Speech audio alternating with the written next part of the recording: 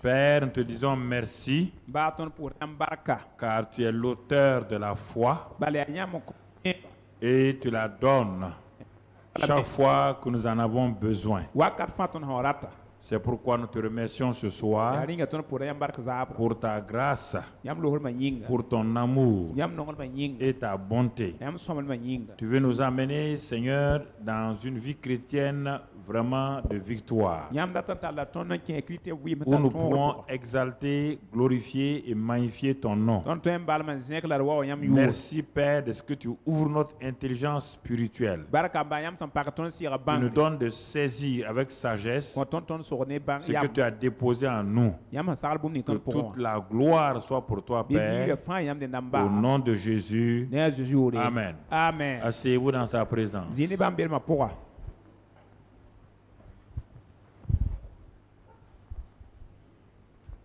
Nous bénissons le Seigneur ce soir pour sa fidélité et son grand amour envers nous. Et j'ai dit que la vie chrétienne, elle est faite pour un but, c'est pour que le royaume des cieux soit manifesté sur la terre. Et quand la vie chrétienne est transformée en un intérêt purement humain, où Jésus-Christ n'est plus le noyau central, alors en ce moment-là, la roue ne peut pas tourner. Et c'est pourquoi ce soir encore, je voudrais que nous puissions avancer avec le Seigneur. Vous savez, il y a tellement de choses. Les choses périphériques de la vie chrétienne que nous avons mis à la place de Jésus-Christ et de la croix. Les premiers chrétiens étaient très bénis. Ce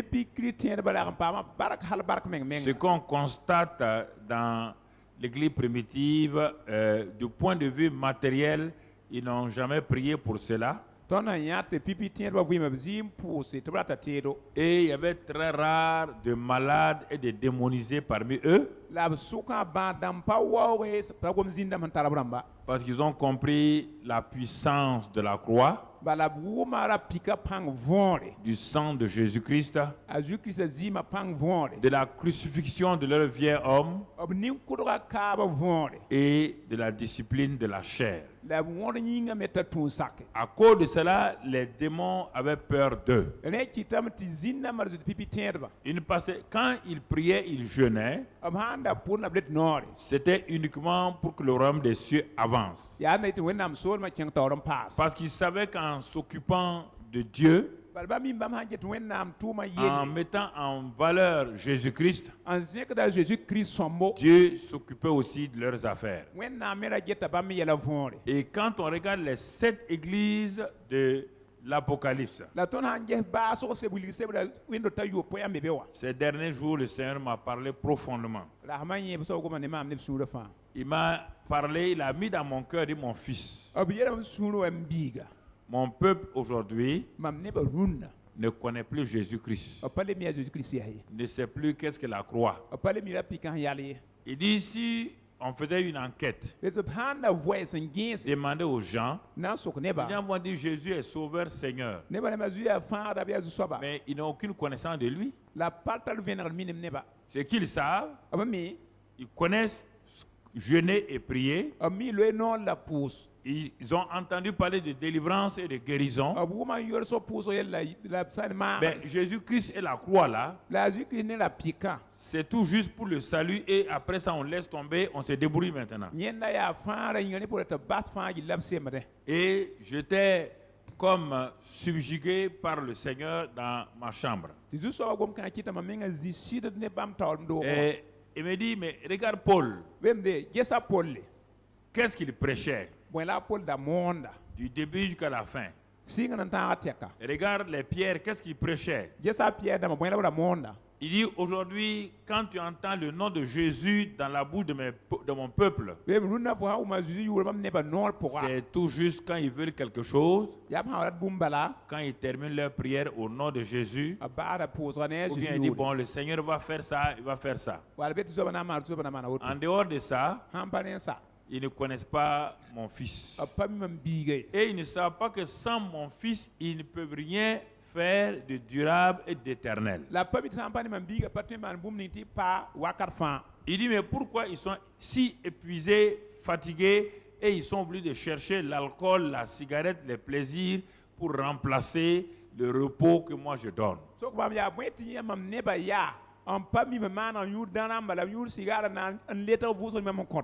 Et les gens du monde, au temps de Pierre, de Paul, couraient pour recevoir les chrétiens vraiment la vie.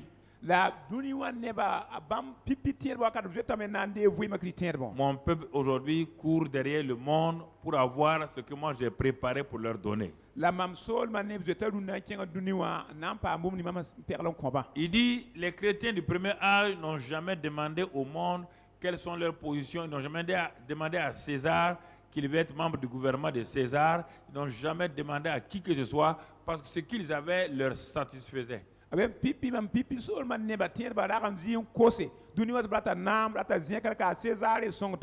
qu'ils savaient qu'ils ne pouvaient pas servir César et moi. Jamais. César fait des pratiques occultes, ésotériques. César fait des compromis. Aucun chrétien du premier siècle n'allait jamais accepter un poste ministériel dans un gouvernement, quoi que ce soit dans le monde. Et ils ne l'ont jamais fait. Lisez l'histoire de l'Église. Jamais. Jamais. Jamais. Alors, mon frère, ma soeur, ça veut dire quoi? Je sais que tu as quelques idées dans ta tête, mais je crois que quand je te parle, c'est sûr. Quand je te parle, toi, tu cherches des preuves. Tu vas aller vers les Joseph, les Daniel. Ils n'avaient pas la vie éternelle. Donc, ils ont montré que la sagesse de Dieu peut sauver un pays. Ils n'étaient pas dans le gouvernement, non. Ils ont montré que eux, leur sagesse était supérieure à la sagesse de l'Égypte. Alors qu'aujourd'hui, les chrétiens, quand ils sont dans le gouvernement, ils ne montrent pas que leur sagesse est supérieure à celle du gouvernement. Oui ou non? Oui ou non?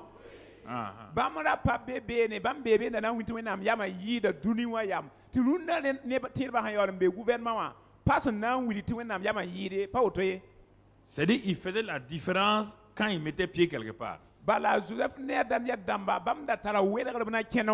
ils arrivaient quelque part, les gens étaient tellement jaloux d'eux qu'on les persécutait à cause de la connaissance, de la révélation qu'ils ont de leur Dieu.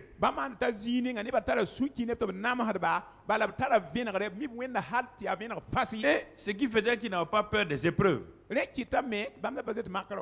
Et aujourd'hui, il dit qu'une simple critique, le chrétien est dépressif. On dit à Daniel, Shadrach, Abednego, voici les lions, la force aux lions, voici le feu. Ils ont dit, il n'y a pas de problème, on se met là-dedans. Parce qu'ils connaissaient leur Dieu. Et Daniel dit que ceux qui connaissent leur Dieu feront quoi? Donc, c'est la connaissance de Dieu qui amène des choses extraordinaires. Alors, il faut que nous regardons la parole de Dieu intensément et profondément pour comprendre ce que le Seigneur veut pour notre vie. Les chrétiens sont beaucoup fatigués. Ils sont fatigués à tout point de vue. Physiquement, moralement, et à tout point de vue, on ne voit pas de paix, de repos dans beaucoup de chrétiens. Ce qu'ils appellent épreuve là, ça n'a rien à voir avec épreuve. Ce qu'ils appellent difficulté là, jusqu'à présent, les chrétiens qui sont dans les pays arabes, les pays, la Chine, subissent les mêmes choses mieux que nous. et ils ne se plaignent pas. Ils deviennent au contraire, plus ils ont des problèmes, plus ils évangélisent.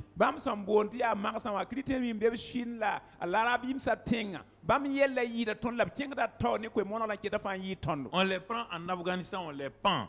On les prend dans beaucoup de pays, on les pend, on les tue. Ils se multiplient, ils se multiplient, ils se multiplient. Le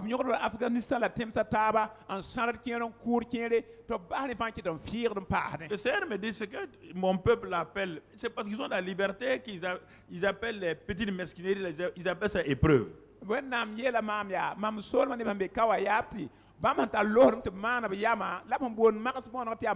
C'est pourquoi parmi les 7 églises de l'Apocalypse, parmi les 7 églises, certaines étaient vraiment dans la vie rétrograde. D'autres avaient laissé Jézabel faire beaucoup de dégâts. D'autres avaient laissé des enseignements des Nicolaïtes faire des dégâts. Mais ce qu'on constate, dans les 6 premières églises, malgré leurs défauts, sauf l'église de Philadelphie, Jésus était toujours au milieu de son église. Et le seul endroit où Jésus est en dehors de l'église, c'est l'église de Laodicée. Et cette église-là, pourquoi Jésus est-il au dehors? Écoutez les termes. Il dit parce qu'ils sont tièdes. C'est-à-dire leurs relations avec lui sont des relations tièdes. Ils ne sont ni froids ni bouillants. Deuxièmement, ils se disent riches. Ils ont des grands bâtiments. C'est nos églises actuellement du 21e siècle. Certains pasteurs, ils ont des avions, ils ont des véhicules, ils ont des bons véhicules. Ils ont des télévisions et tout autour. Elles disent qu'elles sont riches. Mais Dieu dit qu'elles sont nues, dépouillées. Et le Seigneur dit, il faut qu'ils achètent de moi le collier parce qu'ils sont aveugles à leur réalité. Ils doivent prendre les vêtements de justice pour que je les revête, pour que leur nudité ne soit pas exposée. Et enfin, la plus grave des choses, il dit, je me tiens à la porte et je frappe. Mon église m'a mise au dehors parce que c'est leur bénédiction. Quand ils jeûnent, c'est pour eux. Quand ils prient, c'est pour eux. Quand ils bâtissent des hôtels, c'est pour qu'ils soient bien. Il dit, regarde, il ne parle pas de moi. Il ne parle pas de moi. Je suis au dehors. Et je suis obligé de frapper à la porte de mon église. Et là encore, ce n'est pas l'église qui va ouvrir. Il dit si quelqu'un ouvre. S'il y a un seul qui ouvre, je vais entrer et je vais souper avec cette personne-là. Regardez la situation spirituelle de l'église du 21e siècle. Si tu regardes en Afrique, en Amérique, partout, c'est ça. On ne parle pas de Jésus. La croix est un problème. Le sang, c'est tout l'intérêt pour nous protéger, nous garder. Mais on ne parle plus de la réalité de l'amour que nous avons pour Jésus. Et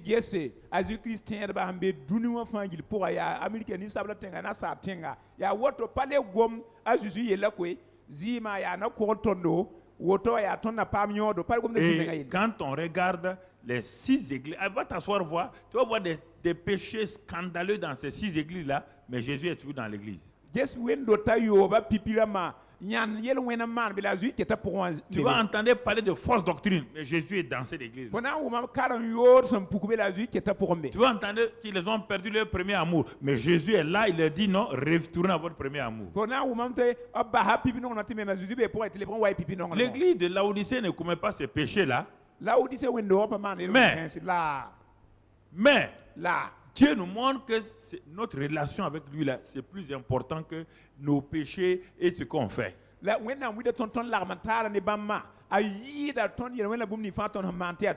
Notre amour pour lui est tiède. Tiède. Et c'est pourquoi il dit il va vomir. Ça, c'est l'église du 21e siècle.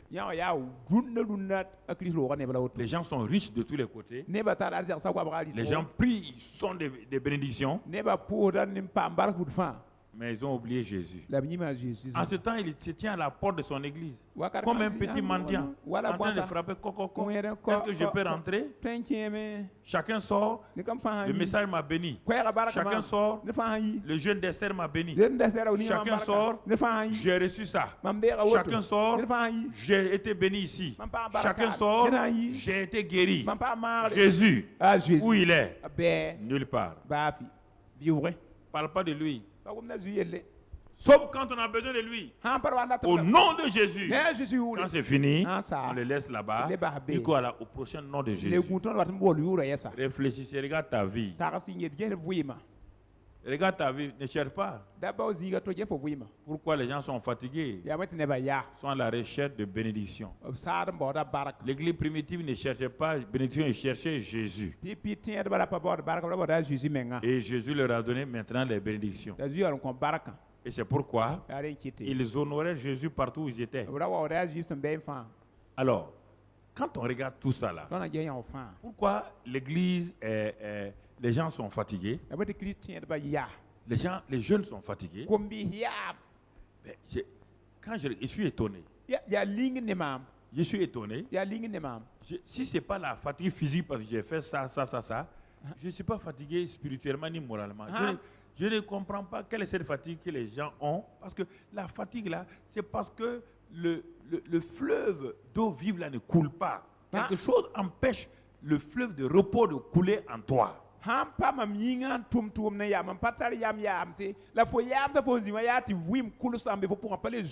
Aucun problème n'a empêché l'église primitive d'être heureuse. Regardez les réunions, regardez les rassemblements, regardez quand les femmes se réunissent, regardez les mesquineries, des mesquineries de caractère entre elles, on dirait qu'elles ne sont même pas chrétiennes.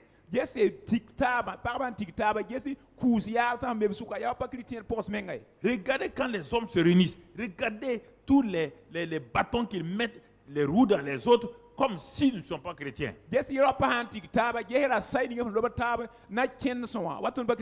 Regardez quand les jeunes se réunissent.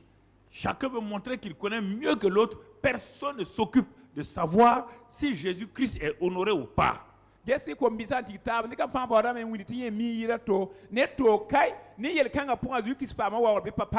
la concurrence. C'est des coups bas. Ça c'est l'église. Ça c'est l'église de Jésus-Christ. C'est ça l'église. C'est ça qu'on appelle l'église là. C'est pour ça que Jésus est mort. Réfléchis à ta vie. Ce que tu fais là, ce que tu vis là, c'est pour ça que Jésus a quitté le ciel, venu mourir pour te donner une vie si médiocre. Tu vas me dire, je ne commets pas d'adultère. Mais regarde l'adultère que tu commets avec le monde. L'adultère, ce n'est pas seulement avec les femmes ou les hommes. C'est avec le monde. Avec, il est dit, la convoitise des yeux. Il dit l'amour du monde. Il dit c'est l'adultère. Regarde. Tu prends plaisir au monde qu'avec tes frères chrétiens. L'église était réunie. Le monde les convoitait. Aujourd'hui, l'église convoite le monde. Chacun veut quelque chose. Parce qu'il refuse les termes de la Bible. Chacun a un christianisme selon sa pensée. Asseyez-vous, regardez. Chacun d'entre vous a un christianisme selon sa pensée. Vous avez un christianisme qui n'a rien à voir avec le christianisme de la Bible. Chacun a son christianisme selon sa pensée.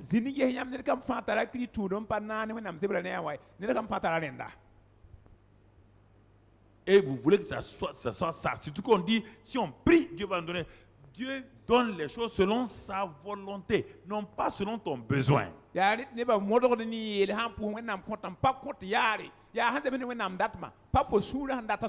Dieu voulant, dimanche matin, on va voir ça.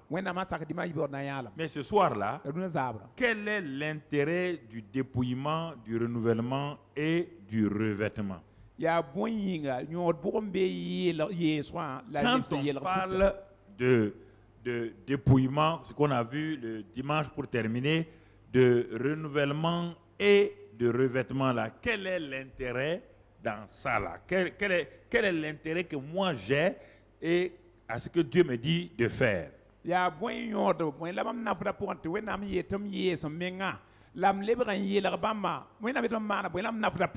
Et dimanche matin, nous avons pris ça 3 verbes pour le voir: renoncer, ensuite renouveler et se revêtir.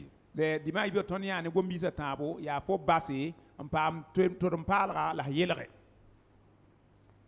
Seigneur me dit, pourquoi vous n'êtes pas au repos? Il dit, j'étais assis sur mon lit, il me parle. Il dit, qu'est-ce que je vous ai dit dans Matthieu 11, il dit, venez à moi, vous tous qui êtes fatigués et chargés, et je vous donnerai du repos. Et dans le livre de Pierre, là-bas il dit, pour compléter Matthieu 11 là, Pierre dit, il dit, déchargez-vous sur lui de tous vos soucis, de vos fardeaux, il prendra lui-même soin de vous.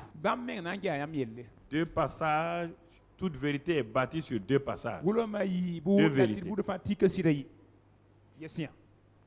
Venez à moi. Déchargez-vous sur lui. Et moi, je suis fatigué. Alors que j'ai quelqu'un à qui je peux aller. Quelqu'un sur qui je peux me décharger. Et je ne me décharge pas. Je ne pars pas à lui. Et je dis, je vais aller prier. Je vais aller jeûner. Je vais jeûner pourquoi? Je parle à qui? Il m'a déjà dit, viens à moi, toi qui es fatigué. Et le Seigneur de me rappeler, ce matin encore je méditais, il me rappelle. Tu as déjà donné une image à l'église, mais ils n'ont jamais compris ça. Tu l'as donné plusieurs fois, ils n'ont pas compris. Ils croient que toi là, tu es un bon griot, tu les fais rire, ils ne comprennent pas tes anecdotes. S'ils comprenaient ça, ils allaient rentrer en eux-mêmes et ils vont commencer à crier à Dieu. J'ai dit, mais que j'ai dit? Il me dit, tu as dit déjà plusieurs fois, c'est pas aujourd'hui. Voici une maman qui vient de la brousse avec un fagot de bois et elle est chargée. Elle a un fagot de bois, elle est surchargée. Voici une voiture bâchée qui vient, qui double la femme, la maman. Le chauffeur de la voiture regarde la maman, il s'arrête. Il sort, il dit à la maman, je vais te décharger de ton fardeau pour que tu aies du repos. Il aide la maman à rentrer dans la camionnette, donc derrière, parce qu'ils sont déjà 2 devant. Et la maman remercie cet homme-là. Et au bout de 5 km, le chauffeur se retourne et regarde par la vitre arrière. Il voit cette maman-là qui a pris son fardeau, met sur sa tête dans la voiture. Il dit, c'est vous, hein? Faut pas rire, tu ris de toi-même. Le chauffeur s'arrête encore. Il dit, maman, c'est pas pour aller vite avec toi, c'est pour te donner du repos. La voiture là, ça peut transporter ton fardeau là. Toi et ton fardeau là, vous êtes dans la voiture. La voiture là, c'est Christ. Le chauffeur là, c'est le Saint-Esprit. Il te dit, mon enfant, j'ai vu tes fardeaux, j'ai vu tes fatigues. Pourquoi ne viens-tu pas à Christ à la croix? Il a déjà crucifié, ton vieux homme a été crucifié. Mais tes fardeaux d'aujourd'hui, les problèmes que tu traverses là, pourquoi tu ne viens pas humblement encore au pied de la croix? Dis Seigneur, si tu as été capable de prendre mon vieil homme, ce vieux homme terrible là, et tu l'as enseveli, tu l'as enterré avec toi. Mais la Bible dit de me décharger sur toi de tous mes fardeaux. Les voilà, je viens à toi. Je ne peux pas supporter ce fardeau familial, ce fardeau professionnel, ces soucis financiers, ces soucis de travail. Je ne peux pas. Je n'ai pas la force. Je prends et je te donne. Le Seigneur dit, c'est ça que j'attendais. Mais tu es en Christ. Tu continues de porter tes fardeaux pour dire que tu vas aller prier. Il dit, mais la croix a été faite pourquoi? À quoi ça sert? Il dit, n'as-tu pas vu Paul, l'homme qui a compris beaucoup de choses? Même vers la fin de sa vie, j'ai été obligé de le corriger. Quand un esprit satanique l'a frappé et qu'il a prié, et je lui ai dit, Paul, ce n'est pas ici une affaire de prière, ma grâce te suffit. Il faut d'abord savoir que ma grâce te suffit et que ta faiblesse n'est pas un problème pour moi. Ton imperfection n'est pas un problème pour moi. Non, c'est plus que tu reconnaîtras que tu es faible, plus tu viendras à moi. Plus tu penseras que tu es fort, tu ne viendras jamais à moi. Tu vas continuer à multiplier tes jeûnes et tes prières. Quand Paul a compris, il dit, je me plais dans mes faiblesses. C'est quand je suis faible que je suis fort. Je dis, enfin Paul, tu as compris. Mais mon peuple ne comprend pas ça. Ils veulent devenir forts, alors que c'est moi qui suis fort. Quand je utilise le mot fort, c'est toujours en Christ que je leur dis. Quand je dis qu'ils peuvent tout là, j'ai dit terminer en disant quoi? En Christ. Quand je dis qu'ils sont plus que vainqueurs là, j'ai toujours terminé en qui? En Christ. Quand je dis qu'ils vont triompher là, j'ai toujours terminé en Christ. Et ils croient que triompher par eux-mêmes. C'est ça qui les fatigue. Il dit devant Satan, aucun être humain ne peut triompher si ce n'est pas en Christ. Il veut n'a qu'à gêner comme il veut, pas triompher de Satan.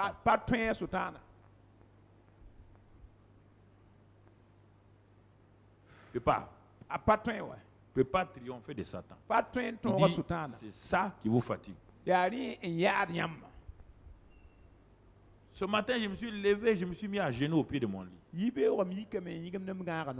Et regarder, prier, et regarder ce que Dieu me dit. Et là, pas à pas, j'ai dit à Dieu, oh Seigneur, il dit, reviens à l'ABC de l'évangile, la croix et Jésus. Et quand j'ai fini de prier, à un moment donné, j'ai commencé à prier en langue. Maintenant, j'étais fatigué, je me suis couché sur le dos sur mon lit. Et ce que je vais vous partager maintenant, c'est ce qu'il m'a donné. Il m'a dit, regarde 3 hommes dans l'Ancien Testament. L'un s'appelle Abraham, l'autre s'appelle Jacob, le troisième s'appelle Moïse. Il dit, je vais te parler que eux aussi, ils avaient leur vieil homme ils ont eu leur renouvellement, ils ont eu leur revêtement. Dans ma tête, j'ai cherché à savoir, il dit, tu ne peux pas comprendre, reviens seulement, arrête là, je vais te montrer, c'est moi qui enseigne, c'est pas toi. Et tant qu'ils ne sont pas arrivés à cette étape-là, leur vie n'a jamais changé, ils n'ont jamais percé, ils n'ont jamais eu de victoire. Il me dit d'où Abraham vient. Le vieil homme d'Abraham vient d'où? Il s'appelait Abraham. Il vient d'où? De l'idolâtrie. L'idolâtrie, ils sont privés de la gloire de Dieu. Tous ont péché, sont privés de la gloire de Dieu. Abraham était privé de la gloire de Dieu. Et tu le connais très bien, Josué 24, verset 2. Et il est dit qu'Abraham était de l'autre côté avec son père, de l'autre côté du fleuve, et c'est là-bas que je suis allé les prendre. Et ils ne me connaissaient pas, ils adoraient d'autres dieux. Ils adoraient d'autres dieux. Donc, leur vieil homme était là-bas. Abraham n'avait pas de nouvel homme. Son intelligence n'était pas renouvelée. À plus forte raison de revêtir son nouvel homme. Il dit, cet homme-là, je l'ai fait sortir au fur et à mesure. Et quand je l'ai fait sortir, j'ai commencé à aller de l'avant avec lui. Mais je savais qu'il ne pouvait pas comprendre textuellement ce que je vais lui dire, parce que j'ai dit, tu as prêché dimanche Éphésiens 4, que leur intelligence est obscurcie, ils sont étrangers à la vie de Dieu. Abraham était comme ça aussi quand je l'ai appelé.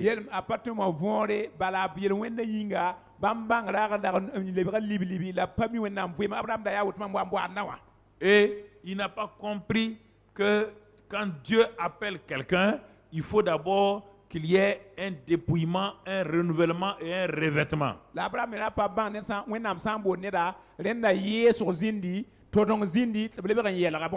Quand on dit appeler, ce n'est pas pour être dans le ministère. Hein. Je vais dire appeler à être son enfant. C'est ça que je veux dire. Il dit, pendant les 24 ans là, Abraham a marché toujours avec le vieil homme. C'est pourquoi le vieil homme est descendu en Égypte. Il ment. Le vieil homme mentait. Tu as vu, est-ce que tu as vu qu'Abraham, ça lui a dit quelque chose quand il mentait, quand il a vendu sa femme? Ça lui disait absolument rien. C'est le vieil homme comme ça. Le vieil homme ne pense qu'à son intérêt. Il dit, il faut dire que tu es ma soeur et que j'aurai la vie à cause de toi. C'est-à-dire qu'on n'a qu'à faire d'elle ce qu'on veut, mais il suffit que moi j'ai la vie.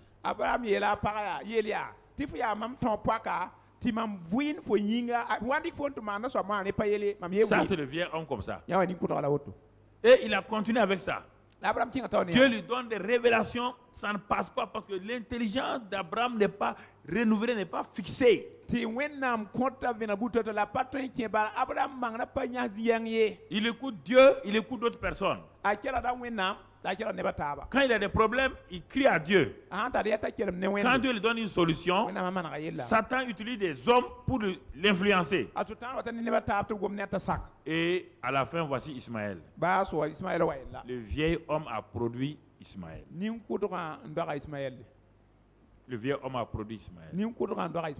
Maintenant, on ne sait plus quoi faire. Il dit, mais pendant 13 ans, tu as vu, j'ai parlé à Abraham. Il dit non. J'étais couché sur mon lit. J'ai parlé à Abraham. Il dit non. Pourquoi je ne lui parlais pas? Parce que j'ai vu que ce n'est pas la peine que je perde mon temps. Tant que Sa nature n'aura pas été changée, son identité. Il ne comprendra pas ce que je dis. 13 ans pour que le monsieur rentre en lui-même. Il dit, un jour je suis revenu. Ça c'est Genèse 17. Je suis revenu, j'ai dit à Abraham maintenant. Il dit à Abraham, écoute-moi. Je me suis présenté à toi sous le nom de l'Éternel, Jéhovah. Maintenant, je me présente. Écoute-moi. Je m'appelle El Shaddai. Le Dieu tout suffisant. Tout puissant. Le Dieu qui n'a besoin de rien. Ce qu'il te faut, c'est t'accrocher à ce Dieu-là. Regarder à ce Dieu-là. Il est la source de la vie. Elle là veut dire Dieu tout-puissant. Shaddai là, ça veut dire le sein d'une maman. Comme un bébé s'agrippe au sein de sa mère, c'est la source de vie. Je veux que tu t'agrippes à moi maintenant et quand tu vas boire, la vie là va passer en toi. C'est pas Shaddai qui veut dire puissant, hein, c'est elle qui veut dire Dieu puissant. Shaddai veut dire le sein d'une maman. Shad, c'est ça. Il dit, tu as déjà vu un bébé pour vivre, et qu'est-ce qu'il fait? Il s'accroche au sein de sa maman. C'est pourquoi marche devant moi. Accroche-toi à moi. Marche devant moi et sois intègre. C'est elle, les yeux fixés uniquement sur moi. Il dit, je te fais entrer dans une alliance. Écoute-moi maintenant. Abraham a quitté avec une alliance dans Genèse 12. La nouvelle alliance d'Abraham qui va le faire un nouvel homme. Voilà ici maintenant. J'établirai mon alliance entre moi et toi. Et cette nouvelle alliance va faire quoi? Abraham est en train de comprendre ce que Dieu est en train de dire. Cette nouvelle alliance dans laquelle Dieu va faire entrer Abraham aura deux éléments précis. Un, je change ton nom, ton identité. Deux, il y aura les signes de l'alliance, la circoncision. Pour eux, c'était dans la chair. Pour nous, c'est circoncision du cœur. La nouvelle naissance, c'est la circoncision du cœur. Le dépouillement du vieil homme. Abraham est mort là-bas. Donc Genèse 17, Abraham est mort. Abraham est né. Abraham a été enterré. L'ancienne alliance n'a pas fonctionné. La nouvelle alliance de Dieu commence avec Abraham.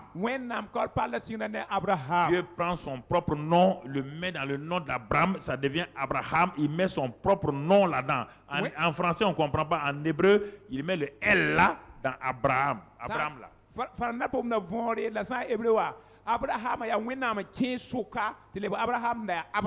Et il a rendu Abraham un nouvel homme. Et cela vient de Dieu lui-même, c'est pas Abraham. Abraham avait une nouvelle identité. Sa femme avait une nouvelle identité, Sarah. Et Abraham dit, entre dans le signe que tu entres dans mon alliance, c'est la circoncision des hommes. Dès qu'Abraham a fait ça, regarde l'intimité que Dieu va développer avec Abraham. 24 ans de souffrance inutile. 1 an et demi, pas plus. Isaac, le fils de la promesse, est né. L'amitié de Dieu a été développée. Plus jamais, Abraham a développé son intimité avec Dieu. Il est devenu un vrai adorateur de Dieu et un intercesseur. La qualité de vie d'Abraham a totalement changé. Il n'est plus revenu sur le terme Abraham. Et c'est là Donc il y a eu le dépouillement, le renouvellement, c'est-à-dire le nouveau langage, la nouvelle pensée. Abraham, Sarah, Isaac. Ils ont commencé à appeler les choses qui ne sont point comme si elles étaient. Isaac n'était pas là. Le langage de la nouvelle création a commencé. Abraham, Sarah, Isaac. Isaac n'est pas là. Les Romains 4 nous disent qu'ils ont vu en Dieu celui qui appelle les choses qui ne sont point comme si elles étaient. Et celui qui donne la vie aux morts. Il va expérimenter les deux. Il a appelé les choses qui ne sont point comme si elles étaient. Isaac est venu à l'existence. Et quand Dieu a dit d'aller offrir Isaac, il va expérimenter la résurrection d'Isaac. Donc il a expérimenté les deux. Abraham était un homme nouveau. Le vieil homme a été enterré dans Genèse 17. C'est un Abraham nouveau qui intercède pour l'autre. C'est un Abraham nouveau qui développe sa relation avec Dieu et les deux anges. C'est un Abraham nouveau maintenant qui va sur le mont Morija, qui se fait appeler adorateur de Dieu. Et maintenant Abraham est un homme nouveau. Regarde-le comment il avance. Regarde-le la fin d'Abraham, il était rassasié de longs jours, il n'y avait aucune faiblesse en lui. Ça, c'est donc le dépouillement d'Abraham, le renouvellement d'Abraham, le revêtement d'Abraham. Abraham a revêtu sa nouvelle nature et partout maintenant on l'appelle le Dieu d'Abraham. On n'a jamais dit le Dieu d'Abraham. Jamais tu ne verras nulle part. Le Dieu d'Abraham. Pas le Dieu d'Abraham.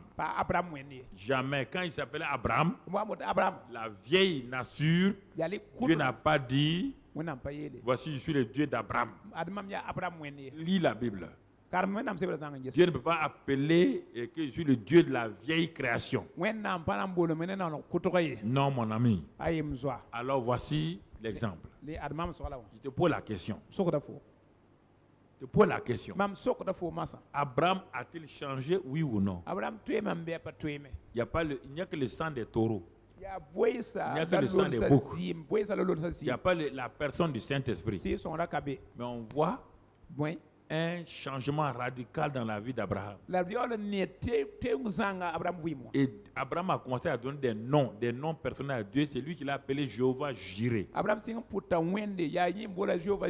n'est pas Dieu qui a dit je m'appelle Jéhovah Jireh. C'est Abraham qui a donné ces noms-là à Dieu. Tellement il le connaît. Il est son ami.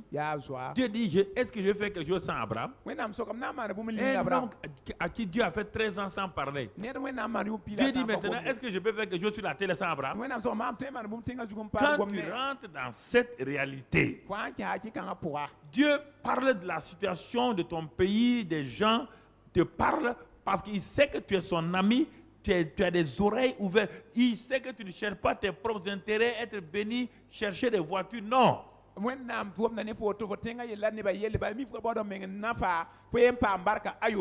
Non, mon ami. Abraham voulait que le monde... Parce que Adam n'a pas pu faire ça. C'est Abraham qui a été appelé maintenant à remplir la terre. La connaissance de Dieu. C'est pour ça que tu as été créé, remplir la terre de la connaissance de Dieu, pas pour avoir des voitures, avoir des maisons. Sois intelligente là. Le jour que tu meurs, tout ça, ça reste ici.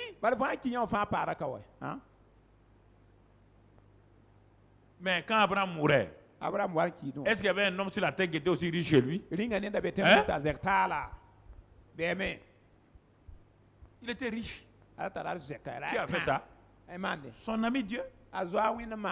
Si tu rentres dans l'amitié de Dieu, comment Dieu va te laisser? Tu fais que le cœur de Dieu est content. Tu as la paix toi-même. Il n'y a plus de bagarre. Tu as vu depuis ce temps la bagarre entre Abraham et Sarah? Mais quand il s'appelait Abraham là, il a eu combien de problèmes? Problème avec l'autre. Problème avec Sarah. Il avait toutes sortes de problèmes. Avec Dieu lui-même. Mais après ça, tu as vu problème encore? Il est devenu une nouvelle créature selon les termes de l'Ancien Testament. Tu comprends? Mon frère. Ça, c'est Abraham. Deuxième personnage de l'Ancien Testament qui a vécu les trois éléments. On l'a vu depuis 2 semaines, on le voit, c'est Jacob. Jacob ne connaissait pas Dieu, donc il était privé de la gloire de Dieu. Écoutez, son vieil homme a produit des résultats terribles. Mais je vous ai dit que l'arbre de la connaissance du bien et du mal, là, ça donne des intérêts. Jacob vivait avec cette nature de l'arbre de la connaissance du bien et du mal. Ici, il y a des bénédictions. Ici, il y a des mensonges. Parfois, c'est la richesse. Ensuite, voici le problème qui est là. Il y avait le bien, le mal. Le bien, le mal. Parce qu'il n'était pas donc dans la nouvelle nature selon Dieu. Et regardons maintenant, quand Dieu a rencontré Jacob, donc d'abord Dieu lui a apparu donc, dans une vision. Mais il apparaît à qui? Jésus apparaît aujourd'hui en Arabie, partout dans le monde, à des musulmans. Ce n'est pas des chrétiens. Est-ce que Jésus, toi tu es enfant de Dieu, tu as déjà vu Jésus? Non. Mais pourtant il apparaît à des musulmans partout. Ça c'est pour se révéler comme le sauveur. Mais ça ne veut pas dire qu'ils sont sauvés. Il veut attirer leur attention. Ne va pas, toi chrétien, dire à Jésus de t'apparaître. Il ne va pas t'apparaître parce que c'est pour toi, il n'a pas... Il ne va pas t'apparaître. Ne perds pas ton temps. Tu as sa parole. Obéis à ça. Il va t'apparaître dans sa parole. Frères et sœurs. Donc, ce Jacob-là, quand le Seigneur lui montre cette vision, qu'est-ce que le Seigneur lui dit? Regardez le verset 11, ce que Dieu lui dit. Et voici l'Éternel se tenait au-dessus d'elle et il dit, je suis l'Éternel, le Dieu d'Abraham, ton père, et le Dieu d'Isaac. Est-ce que Dieu a dit, je suis ton Dieu? Il faut que Dieu soit ton Dieu. Si tu n'as pas ce témoignage-là, tu as un problème quelque part. Parce que Romains 8, verset 16 dit que Dieu, le Saint-Esprit témoigne à notre esprit que nous sommes enfants de Dieu. Et à cause de ça, nous appelons Dieu Abba, ça veut dire Père.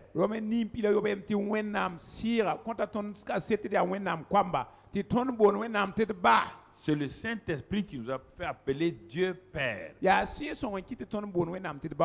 Comme un enfant qui est né dans une famille, un jour, il va appeler son papa Père. Mais Dieu s'arrête ici. Plus tard, on va dire Dieu d'Abraham, d'Isaac et de Jacob. Mais pour le moment, Dieu lui dit non, non, non. Je suis le Dieu d'Abraham, ton père, et le Dieu d'Isaac. Ça veut dire je ne suis pas ton Dieu. Tu ne me connais pas. Tu es de la vieille création. Ta nature qui est là, ne produit que le péché. Cette nature n'aime pas autre chose. Ça, bien que tu sois né dans une famille de croyants, mais tu ne me connais pas encore. Bien que tu sois né dans une famille de chrétiens, de pasteurs, tu ne me connais pas. Tu ne connais pas Dieu comme ton Dieu personnel.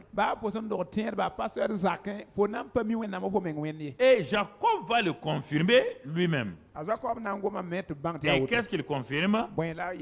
Il dit, Jacob se leva de bon matin, verset 18, et il prit la pierre dont il avait fait son chevet. Il la dressa pour monument et il versa de l'huile sur son sommet.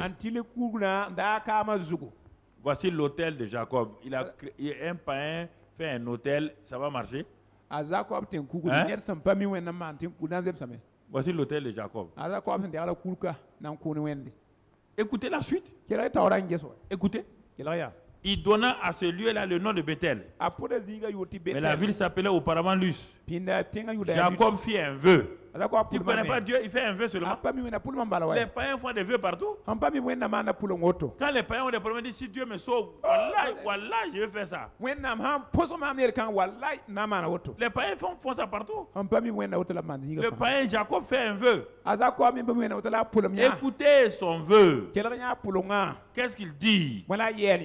Il dit si Dieu est avec moi. Vous voyez? Tous les païens aiment ça. Dieu a déjà dit qu'il est avec lui. Dieu a dit partout il va aller avec lui et il va le ramener. Dieu va le ramener. Mais comme il n'est pas une nouvelle création, il ne peut pas accepter ça. Il fait, donc pour lui, son vœu est plus important que ce que Dieu a dit.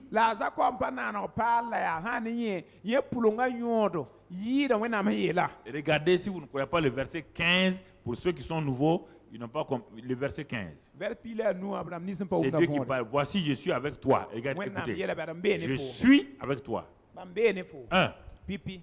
À cause de ça, je te garderai partout où tu iras. Troisièmement, je te ramènerai dans ce pays. Car je ne t'abandonnerai point que je n'ai exécuté ce que je te dis. Est-ce qu'il avait besoin de faire un vœu encore? Hein? Le païen, c'est ça. Il fait un vœu.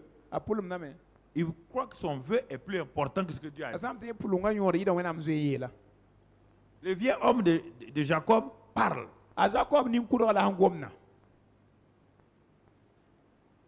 L'homme né de nouveau ne doute pas de la parole de Dieu. Mais l'homme ancien doute. Il fait des vœux qu'il ne peut pas tenir. Il dit, si tu es avec moi, tu vois, si tu es avec moi, il t'a déjà dit, je suis avec toi. Et si tu me gardes pendant ce voyage que je fais, il t'a déjà dit tout ça.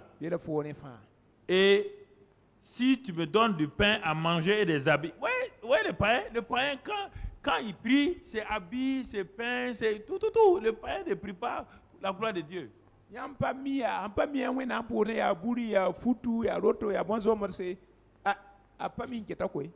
Tu as vu ton père Isaac. Dieu l'a béni. Il est devenu le plus riche de toute la région. À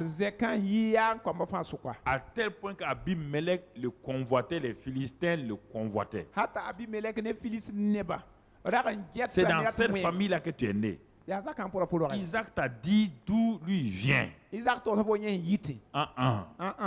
que tu n'as pas rencontré Dieu là, rien ne change. Tu n'arrives pas à croire au témoignage des autres.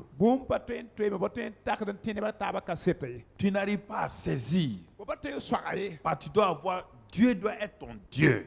Le seul grand terme le terme qu'on ne prononce jamais avec Dieu, grand-père. Dieu n'a jamais été grand-père. Jamais il ne sera grand-père. Dieu n'est pas papy, il n'est pas grand-père. Jamais. Il est un père. Il va verticalement sur chacun. Il n'y a pas de famille chrétienne. Voici cette famille-là, tous les membres sont devenus des chrétiens. Il n'y a pas de famille chrétienne. Vous entendez? Ça n'existe nulle part. Quand on dit famille chrétienne, on dit que le père est chrétien. À cause de ça, tout le monde est chrétien. Jamais. Dieu dit, je suis le Dieu d'Abraham, d'Isaac. Mais je ne suis pas ton Dieu. Hein? Mais comme j'ai une destinée pour tous les hommes, même pour le païen, La destinée de Dieu, c'est pas quand on devient chrétien. La destinée de Dieu, quand on est créé. Mais maintenant, quand on devient chrétien, cette destinée va rapidement. Voici à quelqu'un, on parle de sa destinée. Au lieu d'être content de louer Dieu, il dit à Dieu, je vais te connaître maintenant là. Il dit non, non, demain. Le vieil homme n'accepte pas, il veut faire ses expériences. Il dit, bon, quand je vais partir, je vais revenir.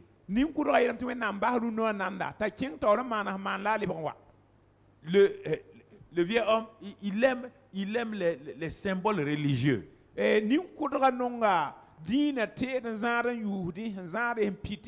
a vu son père, il a vu Abraham faire des autels avec l'huile. Il a pris l'huile, il dit ben on va aller avec l'huile. On ne sait jamais, sur la route là, si ça chauffe, je vais verser l'huile là, ça va aller. C'est ça.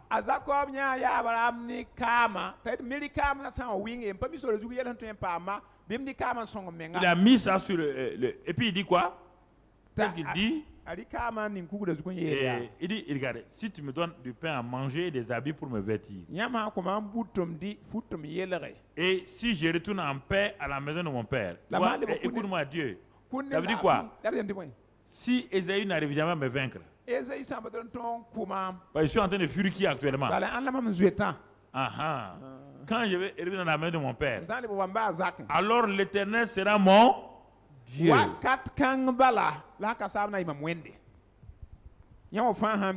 Ah bon? Non, l'Éternel n'est pas son Dieu. Non. Si l'Éternel n'est pas ton Dieu, ton vieux homme est là-bas. Dieu ne reconnaît pas le vieil homme. Dieu entraîne le vieil homme à se débarrasser, un jour à frapper le vieil homme, à le libérer. Mais le vieux homme, comme il est une créature de Dieu, il a beaucoup de promesses de Dieu. Mais les gens croient parce qu'ils ont vu des rêves, ils croient que c'est ça. Non, ce n'est pas la preuve que Dieu t'approuve. Dieu parle au vieil homme pour l'amener à lui pas à pas. Mais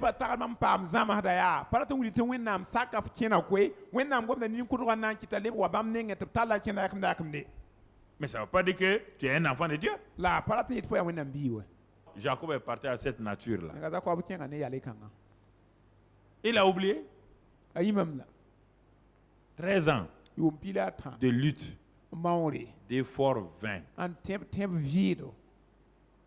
13 ans. Il veut faire sa propre vie. 13 ans. Il lutte. Parce que le vieil homme est fort dans les choses de compromis. Le vieil homme a une intelligence. Le vieil homme, tu n'as pas vu les escrocs. Si tu ne crois pas à un escroc, du coup, au jour il va te rouler. Toi-même, tu vas être content. Et après, tu vas te rendre compte qu'il t'a roulé. Tu sais que l'homme est fort. C'est pourquoi on dit les escrocs là que le gars est fort. Hein? Il est fort dans quoi? Dans roublardise. Il y a beaucoup de escrocs. Il faut s'en partir la famille.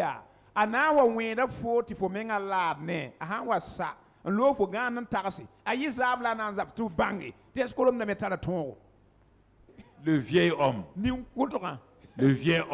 a une capacité. Regarde, le vieil homme a envoyé la fusée à la lune. Le vieil homme a commencé à construire la tour de Babel. Dieu dit, si on ne descend pas, ils veulent me défier. Ils sont capables. Le vieil homme est capable.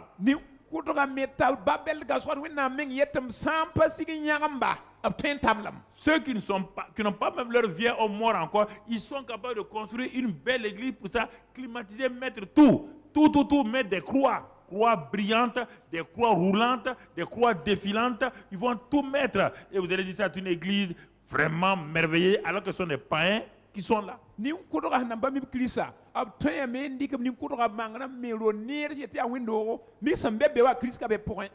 Le vieil homme de David et de Jacob, il a fait devenir riche. Riche. Dieu les regarde seulement. Parce que Dieu a dit, je suis avec toi. Même dans ces escroqueries, Dieu était quoi? Dieu était loin. La seule chose que Dieu faisait, il croisait les bras. Et puis il regarde Joseph et Jacob dans ses escroqueries. C'est ça que Dieu fait avec toi. Et tu crois que Dieu t'approuve. Dieu est là, il a dit, je suis avec toi. Jusqu'à ce que tu reviennes. Dieu n'a jamais fermé un œil sur les escroqueries de Jacob. Il était là. Mais qu'est-ce qu'il peut faire avec le vieil homme? Rien. Rien. Le vieil homme de Jacob se débat. Son oncle le trompe, il est fâché, mais ça ne fait rien. Il se venge sur son oncle.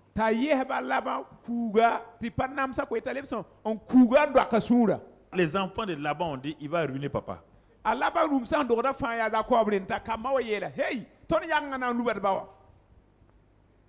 c'est le vieil homme. Dieu dit maintenant, ça n'est assez Jacob. Ton vieil homme, il faut retourner.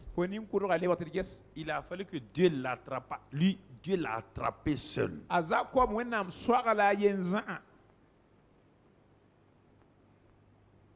La croix de Jacob, c'est au torrent de Jabok. Toutes ces richesses ne servaient plus à rien. Il était seul. Il regarde, il ne peut pas fuir. La mort est là. C'est pourquoi Dieu est resté fidèle dans ce que Dieu, quand il parle là, il reste fidèle. Il va attraper Jacob. Il va briser l'homme, le vieil homme. Il l'extirpe. Il enterre au torrent de Jabok. De cet ensevelissement, il va tirer un homme nouveau. Et quand il tire un homme nouveau, Jacob est maintenant les mains vides. Mais Jacob a une identité nouvelle. Le vieil homme est passé. L'homme nouveau est venu. Les choses anciennes sont passées. C'est avec ça que Jacob recommence donc sa vie nouvelle. On l'a vu Abraham. Dieu l'a dépouillé. Dieu a brisé. Genèse 1, Genèse 17. Il lui a donné un nom nouveau, une identité nouvelle. Il lui a donné le signe de la circoncision pour dire: voici l'alliance nouvelle que je fais avec toi. Abraham n'a jamais été le même. C'est pourquoi si quelqu'un est en Christ, il est une nouvelle créature. Les choses anciennes sont passées, toutes choses sont devenues nouvelles. Avant même la lettre de ce verset-là, on le voit avec Abraham et Jacob. Jacob n'a plus été pareil. Les choses anciennes sont passées. Abraham n'a plus été pareil. Les choses anciennes sont passées. Ils ont vécu dans la chair, c'est vrai. Ils ont eu des luttes avec la chair. Mais le vieil homme a été enterré pour Abraham de ce côté-là. Et Jacob au torrent de Jabok. Et il donne un nom nouveau. Comme Abraham a donné le nom de Jéhovah Jireh, Dieu, Jacob aussi donne le nom Péniel. Dans Péniel, il y a le L encore. J'ai vu Dieu face à face. Maintenant, je suis un nouvel homme. Il a dit: Dieu sera mon Dieu. Maintenant, il l'a vu face à face. Il a rencontré Dieu face à face. Jacob n'a plus été le même. Écoute maintenant devant Jacob. Les choses anciennes, Dieu est en Jacob. C'est pourquoi il est devenu maintenant Israël. Et il y a le L encore là-dedans. Il y a le Is et le L. Donc, le Jacob nouveau qu'on appelle Israël. Partout maintenant où il va. De même qu'Abraham, ayant dans son nom la nature de Dieu, participant de la nature divine, comme Pierre dit dans 2 Pierre 1, 4. Les deux sont participants de la nature de Jéhovah. Abraham, Israël. Maintenant ces deux-là là, rien ne peut le résister. Abraham a vaincu tous ses adversaires. Abraham a établi tout. Israël maintenant sort. Ésaü qui vient contre lui. Il est dit que si quelqu'un, son vieux homme a été crucifié, il est mort. Le péché n'a plus de pouvoir. La mort n'a plus de pouvoir sur lui.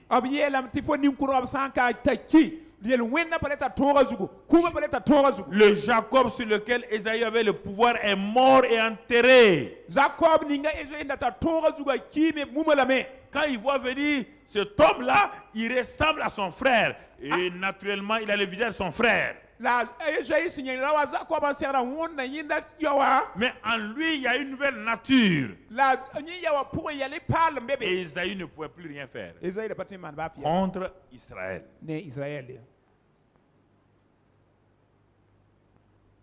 Quand c'est Dieu qui est dans ta conversion, c'est ça qui se passe.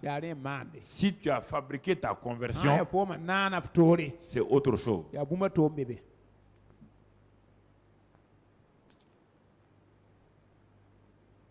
C'est ça qu'il m'a dit quand j'étais sur mon lit, le matin de bonheur. Il a dit, prends ton bic, écris. Ne regarde pas quelque chose, écris seulement. J'ai écrit, c'est ça que je te dis maintenant. Tu entends? Tu entends mon frère? C'est ça. Et le troisième homme, il m'a amené, il dit, dans l'Ancien Testament, chaque fois que l'ancienne créature s'en va, regarde Israël maintenant, regarde-le.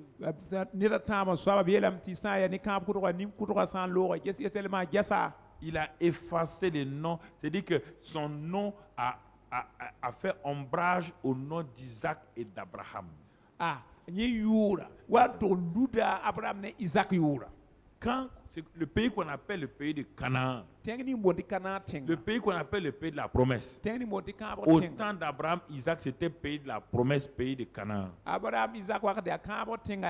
Au temps de Jacob, Dieu, quand il devient Israël, Dieu va changer le nom, ça ne s'appelle plus Canaan, ça s'appelle Israël. Donc en réalité, regarde ce que Jacob a reçu quand il est devenu Israël. Ce sont ces enfants qui sont devenus les 10 patriarches et ces 2 petits-enfants, ceux de Joseph, qui sont devenus les 11e et le 12e chefs de tribu d'Israël.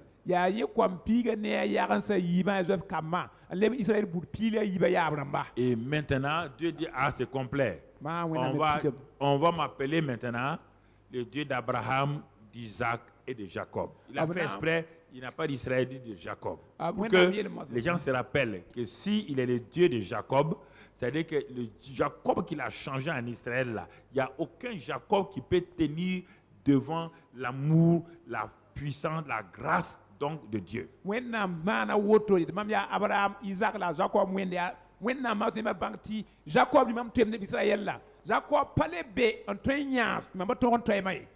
Mon ami, regarde ces deux-là. Regardons maintenant le troisième homme de l'Ancien Testament. C'est un descendant d'Abraham, d'Isaac et de Jacob. Lui,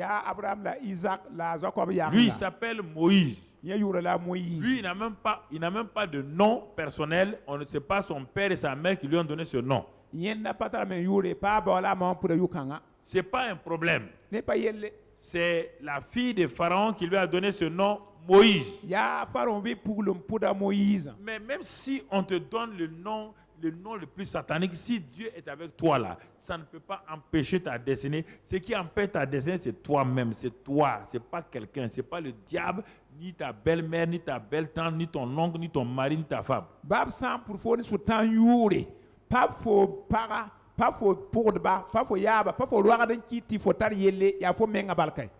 Regardez cet homme. Cet homme a été bien élevé. La Bible dit qu'il a été élevé dans la maison de Pharaon, le plus grand roi de la terre. Le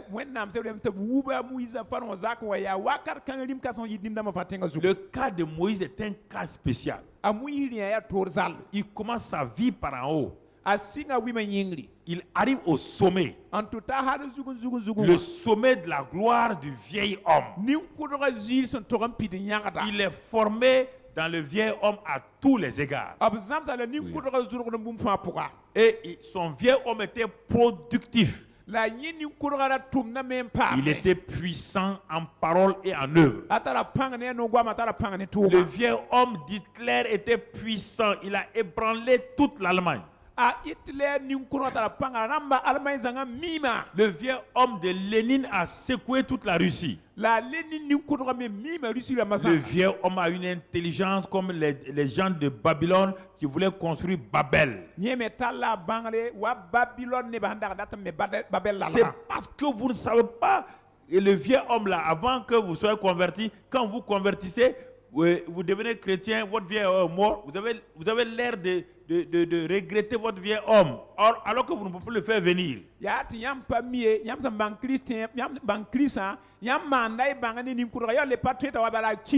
Et souvent tu regrettes ton vieux homme. Mais tu ne sais pas que le nouvel homme là est supérieur totalement. Le vieux homme n'est que l'ombre du nouvel homme. Mais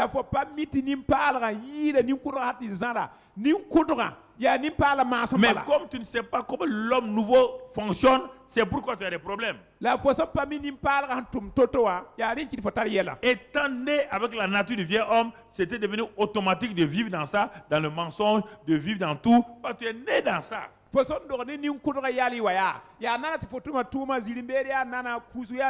ton environnement est dans ça. Tu as été éduqué dans ça. C'est pourquoi le vieil homme a une emprise sur toi, a eu une emprise sur toi jusqu'à ce que Dieu ait crucifié le vieil homme. Maintenant, tu es en train de rééduquer le nouvel homme. Et comme tu es devenu grand, maintenant, pour être simple comme un petit enfant, comme Jésus l'a dit, c'est difficile pour toi. Tu veux avancer trop vite. Et le nouvel homme n'aime pas ça. Il te dit que lui, il a un cycle pour grandir. Il dit, t'as pas vu le nouvel homme Jésus, non? Il était petit enfant. Il grandissait dans la grâce et dans la chose devant Dieu et devant les hommes. Mais toi, tu veux aller plus vite que Jésus. C'est ça qui nous crée des problèmes. Jésus n'a jamais eu de vieil homme. Jamais. Jamais. Non. Mon frère. Jamais. Même malgré ça, il n'est pas allé trop vite. Il a fallu qu'il puisse passer et crucifier la chair que je vais te montrer tout à l'heure. Jésus a crucifié sa vraie chair avant d'être crucifié pour toi et moi à la croix du Calvaire. Parce que il faut bien comprendre, quand on dit crucifier sa chair, ça n'a rien à voir avec la crucifixion de la croix.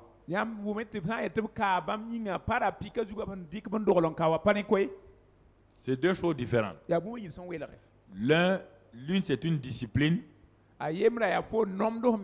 L'autre c'est un événement de Dieu qui n'a rien à voir avec l'individu. C'est un acte souverain de Dieu qu'il a décidé d'être avant la fondation du monde. Alors Moïse Moussa, son nom est Moïse, sauvé des eaux du Nil. Dieu dit, tu n'as qu'à te sauver de n'importe quoi. Moi j'ai un plan parce que quand tu es né, tu étais beau aux yeux de Dieu. Donc Satan a rapidement fait pour que Moïse soit éduqué dans l'Égypte pour que jamais Dieu ne puisse utiliser Moïse.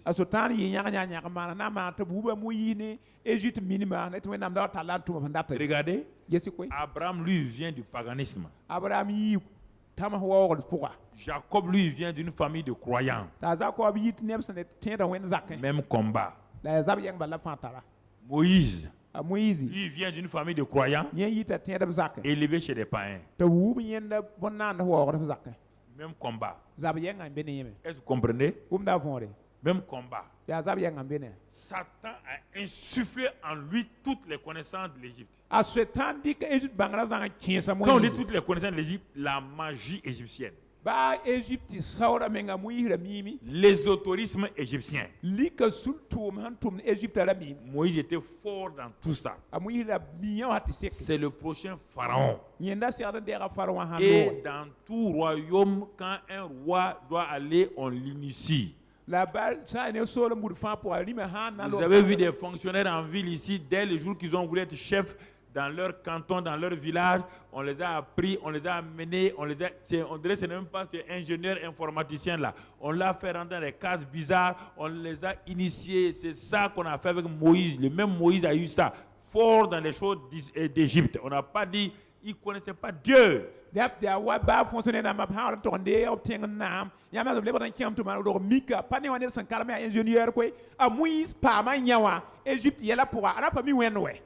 Son vieil homme a grandi, devenu puissant. Et un jour, sa mère lui a dit, attention, hein, tu es un libérateur. Il a pensé que l'école égyptienne l'avait préparé pour libérer Dieu. Hein? L'école égyptienne pour libérer un peuple. Le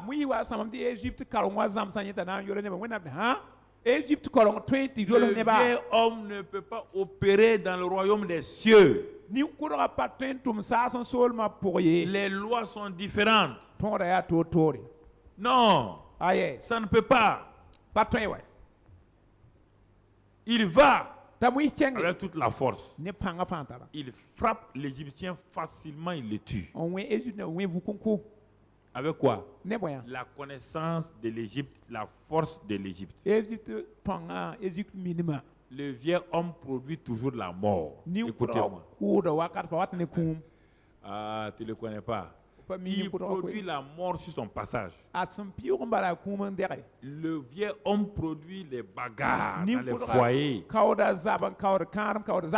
Le vieux homme produit des scandales dans les nations. Le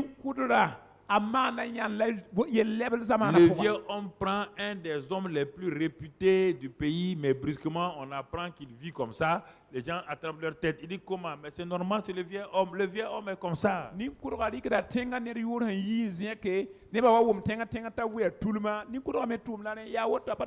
Et les gens s'étonnent. Vous avez vu que les gens la font. Ils ne peuvent pas faire autrement. Vous voulez qu'ils fassent quoi?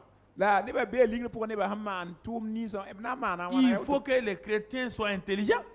Toi, tu vas dire à un vieil homme, parce qu'il est devenu ministre, il est devenu quoi ou quoi, de vivre comme un chrétien peut vivre, il peut le faire. Alors, vous êtes scandalisé pourquoi quand ils font des choses. C'est normal.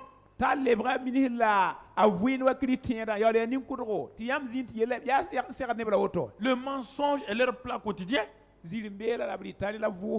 Tromper les gens, ce n'est pas un problème. Ils appellent ça mensonge d'État. Ils appellent ça meurtre d'État. On tue les gens, on dit meurtre d'État. On ment, on dit mensonge d'État. On vole, on dit vol d'État. Le vieux homme produit tout ça. Et c'est ça que vous voulez admirer. Et vous êtes scandalisé. Par quoi? Le vieux homme, il fait ça. Vous voulez qu'il fasse quoi? Il ne peut rien faire.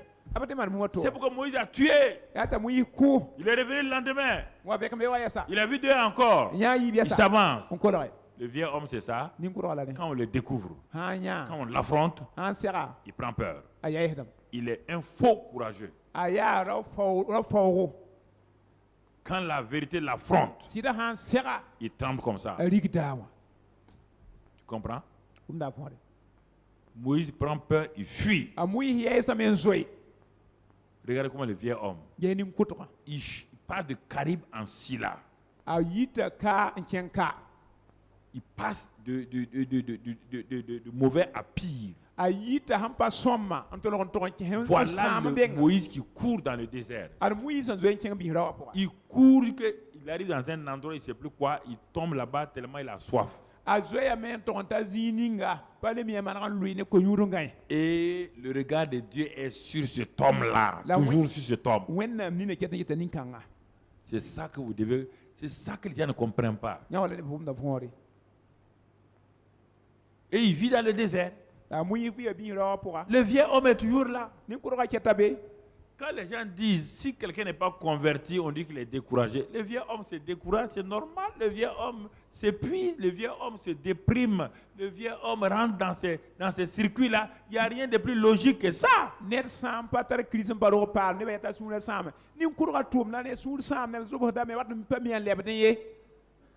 Le vieux homme, c'est ça. Tu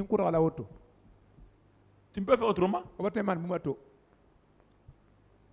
Je pars en arrière pour te montrer ce qu'est le vieux homme, mais dimanche déjà, je t'ai dit que ton vieux homme a été crucifié. Je ne te parle pas, je te montre ce que l'Ancien Testament a fait pour que tu vois que le vieux homme là, ce qu'il faisait et ce qu'il te faisait faire maintenant. Et je te dis, quand eux, ils ont été changés, regarde ce qu'ils n'ont plus fait. Et toi, ton vieux homme a été crucifié, toi, tu continues à faire ça. Quelque chose ne va pas.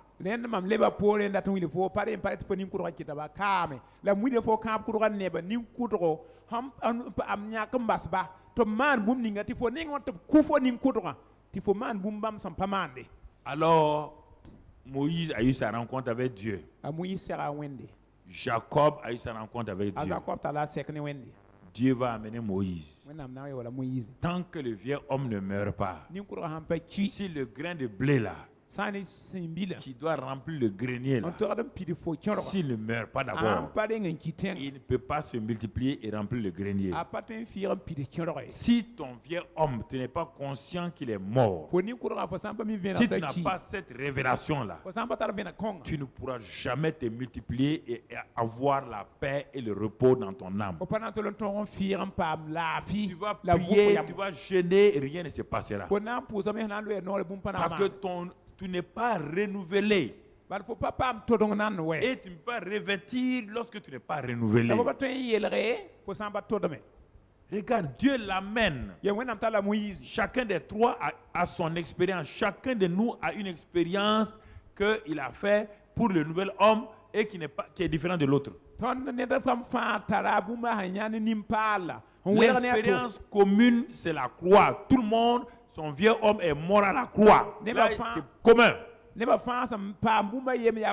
vieux homme a été enseveli et il a continué, son âme a continué donc dans l'enfer.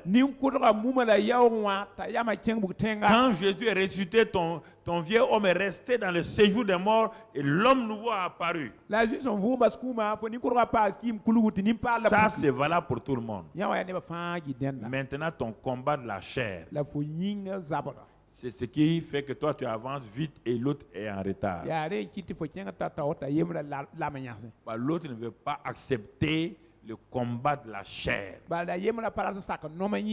Il ne veut pas payer le prix. Alors que celui-ci a compris que le Dieu qui a crucifié son vieux homme là est le même Dieu qui est en lui. Et il a dit qu'il est avec lui jusqu'à la fin du monde. Et il va commencer à agir textuellement, donc en nouveauté de vie. Dieu rencontre Moïse. Par son cas, son vieux homme était... C'est pourquoi Dieu a allumé un feu. Le feu là va détruire, dévorer le vieux homme de Moïse devant Dieu. On ne sait pas combien de jours. Le vieux homme de Moïse a été forgé, fabriqué, et le feu de Dieu va détruire jour par jour le vieux homme de Moïse. Dieu veut l'envoyer et dit, mais qui suis-je? Dieu s'occupe de ça. Il dit, je n'irai pas. Dieu s'occupe de ça. Il dit, personne ne croira en moi. Dieu s'occupe de ça. Le vieux homme est rempli de préjugés. Le vieux homme est rempli de choses injustifiables, injustifiées. Le vieux homme est rempli de murmures, de que nous avons entassés. C'est pourquoi le renouvellement est important avant de revêtir. Donc Dieu lutte avec Moïse au buisson ardent. Dieu fait des miracles même malgré ça. Moïse dit que lui il ne part pas. C'est le vieux homme qui est en train de lutter avec Dieu.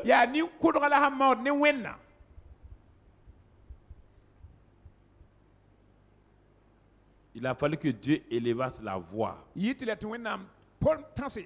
se met en colère contre Moïse. Il dit, tu iras. Je te fais Dieu.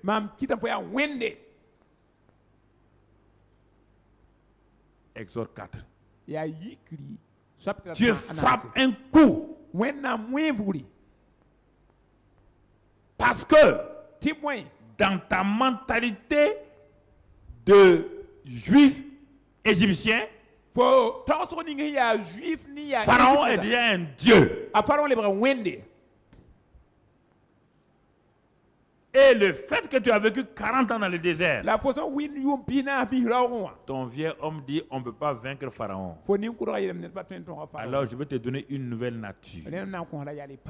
Tu deviens Dieu. Et Aaron, ton frère que j'ai envoyé là, devient ton prophète. Malgré ça, c'était un problème. Dieu dit à Moïse, dans Exode 7, verset 1, maintenant il dit, je te fais Dieu pour Pharaon lui-même. Et depuis ce moment-là, l'homme nouveau est venu à Moïse. Moïse s'est identifié totalement, écoutez-moi, à Dieu. Si vous pouvez avoir cette révélation. Moïse qui était là, complètement culpabilisé, rejeté, donc complexe d'infériorité, luttant avec lui-même.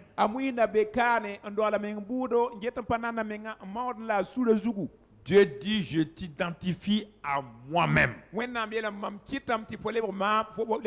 Cette parole a transformé littéralement. Moïse est mort là. Et c'est pourquoi cet homme nouveau-là accepte de rentrer chez Pharaon avec un bâton, alors que lui-même il commandait l'armée de Pharaon, qui a des chars, qui a tout, et il ose affronter Pharaon avec un bâton, parce que il est Dieu pour Pharaon, et son bâton, c'est son bâton de commandement. Je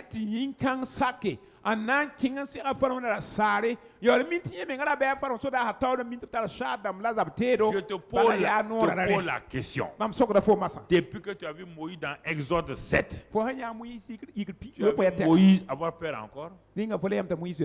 Tu l'as vu, il a reculé devant une situation.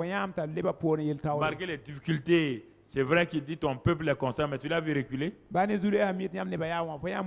le peuple qui a créé un problème à Moïse, ce n'est pas Dieu. Il n'a jamais eu peur de rencontrer quelqu'un. Pourquoi? Il s'est identifié à Dieu. Dieu l'a identifié à lui-même.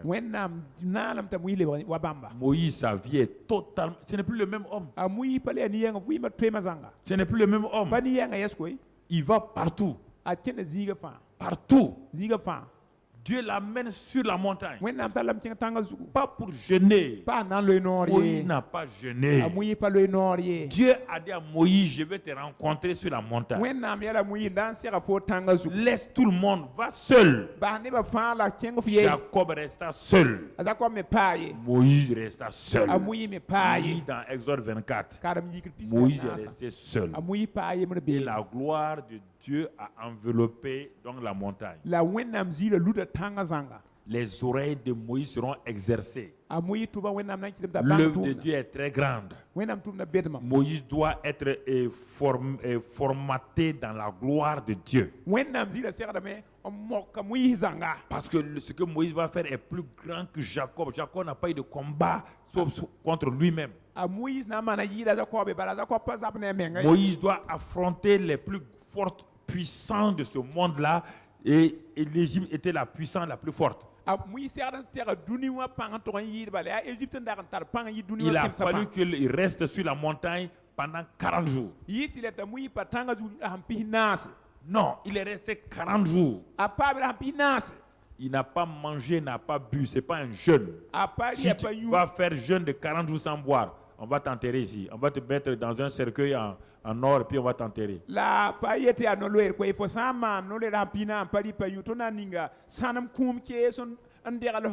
Vous aimez le mot gêner, Moïse n'a pas gêné. Dieu a dit, Moïse, il est dans la gloire de Dieu. Dieu a consumé le renouvellement, c'est passé là-bas. Le renouvellement, c'est là-bas. Il a enlevé toutes les pensées de Moïse, il a mis ses pensées sur la construction du tabernacle. Il n'a pas demandé l'avis de Moïse sur quoi que ce soit.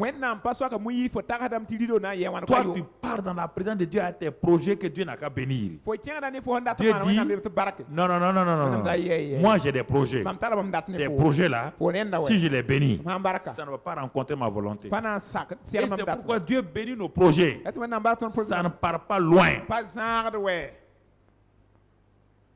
Dieu voulait faire un projet qui va permettre à tout le peuple, jusqu'à Jésus, le tabernacle, l'arche, jusqu'à Jésus. Il voulait déjà projeter son plan pendant 4000, 6000 ans en avance, et c'est par Moïse.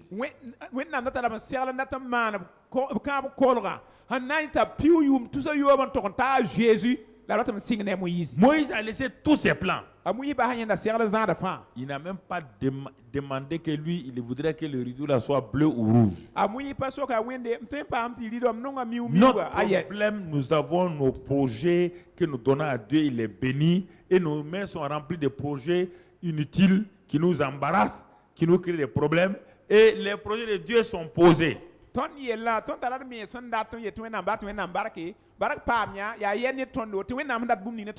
Regardez. Les projets de Dieu. Tu n'as pas demandé à Dieu quels sont les projets que tu mets dans ma main. Dans le royaume des cieux, Dieu a mis chacun à une place. Il a mis les femmes à leur place, les hommes à leur place, les jeunes à leur place, les anciens à leur place. Il a donné à chacun. Il a donné des dons. Il a donné des capacités. Il a donné des potentiels pour l'œuvre de Dieu. Et nous ne nous ressemblons pas. Toi, tes mains sont remplies de tes propres projets. Quand est-ce que tu vas faire l'œuvre de Dieu? L'œuvre de Dieu, ce n'est pas être pasteur et être docteur. Non.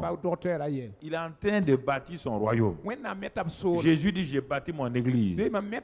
Et tu dois, quelle est la pierre qu'il t'a dit d'amener? Ou bien, quel est le ciment qu'il t'a dit d'amener? Il est en train d'étendre son royaume. Quelle est la partie du royaume que tu dois utiliser? Qu'est-ce qu'il t'a donné? Est-ce que c'est des finances? Est-ce que c'est la sainteté? Tout le monde doit être saint. Il a donné à chacun quelque chose. Qu'est-ce que toi tu utilises pour l'extension du royaume et comme co-ouvrier avec Jésus? Préoccupé par tes biens. Quand tu meurs là-haut, tout ce que tu n'as pas pu faire pour Dieu là, tout ce que Dieu a mis dans tes mains là, reste où? Sur la terre. Que va-t-elle présenter à Dieu? Tu n'as pas vu les talents? Tu m'as donné 5 talents, j'ai eu 5. Il dit bon et fidèle serviteur. Tu m'as donné 2 talents, j'ai eu 2. 100%. Tu m'as donné un talent, je l'ai enterré. Dieu dit, tu seras enterré, retirez le don, donnez à celui qui a beaucoup. Lui, jetez-le dans les ténèbres. Quel est le talent?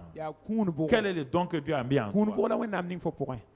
Et toi, tu es en train de chercher. Dieu fait grandir mon entreprise. Dieu fait ceci. Frères et sœurs, c'est parce que vous vous intéressez trop à vos biens que vous souffrez. Si ton entreprise était réellement l'entreprise de Dieu, tu vas dormir, tu ne vas même pas t'inquiéter. Si ton travail a été le travail qui était pour Dieu, tu vas dormir. Tu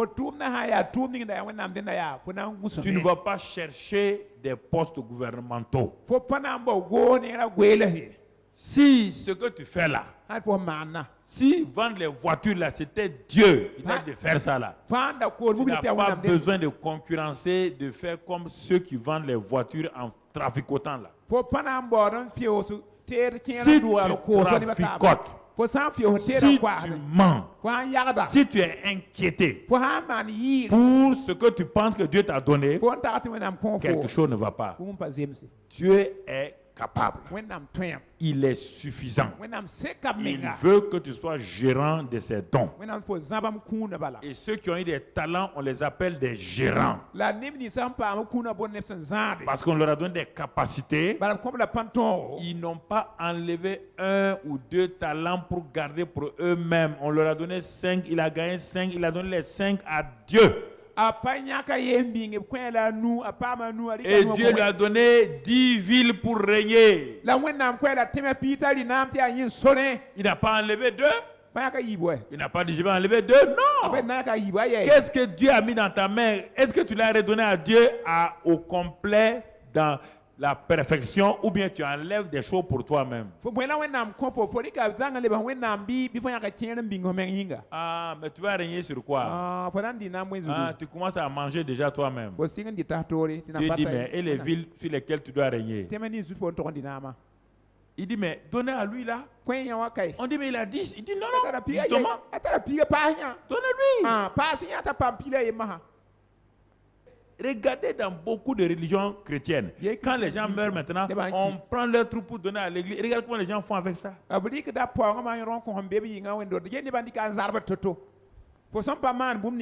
les talents que Dieu t'a donnés. Ça peut être n'est pas l'argent. Ça peut être autre chose. Ça peut être l'évangélisation. Tu n'utilises pas ça. Mais dans le royaume, chacun a un poste. Comme avec Néhémie. Néhémie avait placé chaque famille à un poste bien précis. Chacun tenait une épée et tenait sa truelle. Et chacun avait une porte, une portion de muraille à élever. Chaque famille.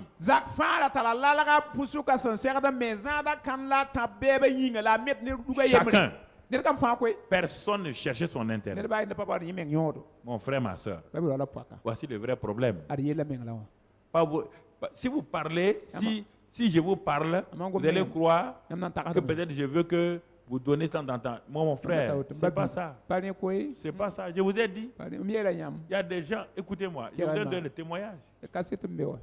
Tu ne peux rien. Jésus a dit, Jésus nous défie. Personne ne peut quitter son père, sa maison, ses frères, ses soeurs, me suivre s'il ne reçoit pas au centuple sur cette terre et dans l'éternité.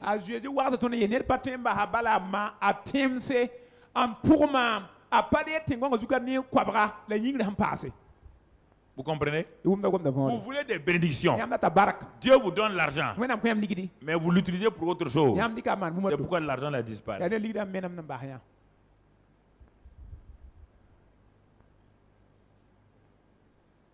Tout le monde. La seule chose, on veut de l'argent, on veut des maisons pour nous-mêmes. Pour nous-mêmes. Pas pour Dieu. Mon frère, ma soeur, Dieu t'a donné des choses. Quand Dieu a besoin de ça pour faire un petit travail, c'est un problème. C'est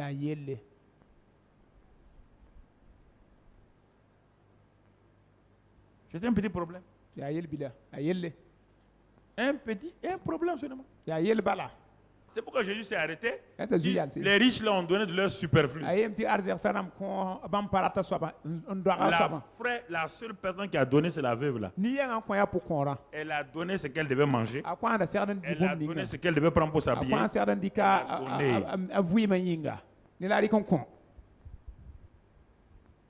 Dieu m'a parlé. Il dit que si mon église ne se réveille pas, ils seront étonnés. Il dit Israël, je les ai nourris. Je leur ai donné la meilleure nourriture. Quand ils avaient besoin de viande, je n'ai pas donné des bœufs. J'ai donné la viande de caille. La viande de caille aujourd'hui est la meilleure viande. Les œufs de caille, c'est les meilleurs œufs de ce monde-là. C'est avec ça qu'ils ont mangé. Je ne leur ai pas donné des bœufs. Ce que moi je donne là, c'est supérieur à ça. Je leur donne la manne. Quand je les envoie faire mon œuvre, ils refusent. Je les ai tués. Ils ont enterrés tous au désert. Tu comprends? C'est ça. Pourquoi Abraham, Abraham, Jacob, Jacob, Moïse Moïse, ont été levés? pas moi nam yakba. Il a bouleversé toute l'Égypte. On lève Égypte zanga. Toute l'Égypte. Égypte zanga. Les militaires avaient des fusils et des épées. Ils avaient des flèches. Mais personne jamais n'a jamais parlé mal contre Moïse et Aaron. Personne. Au contraire, pas dit à Pharaon, laisse l'homme la partie. Il va tuer tout le pays. On va tous mourir ici. Lis là-dedans. L'homme est trop dangereux. Il va tuer le pays. On va tous mourir ici. Parce que la lourdeur de la gloire de Dieu qui est sur lui là, c'est trop fort. Nous-mêmes, on a essayé de penser seulement qu'on va les tuer là, nos mains ont tremblé comme ça. Il dit Pharaon, lis-le, laisse-le partir. Voilà, dans Exode 10, Exode 11, tu vas trouver ça. Il faut le laisser partir. Sinon, on va tous mourir. Quand Dieu établit un homme, quand il te dit quelque chose, fais attention.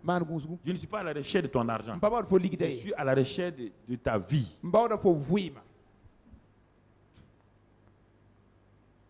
Tu comprends?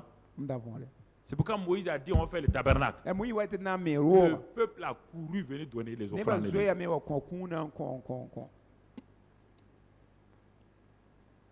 Il a couru. Le peuple dit quoi? On va bâtir un tabernacle où Dieu va habiter. Femme, tu gardes quoi à la maison? Tous tes bijoux là. Allez, ça, là. Mais ce peuple-là, il n'a jamais manqué de quelque chose.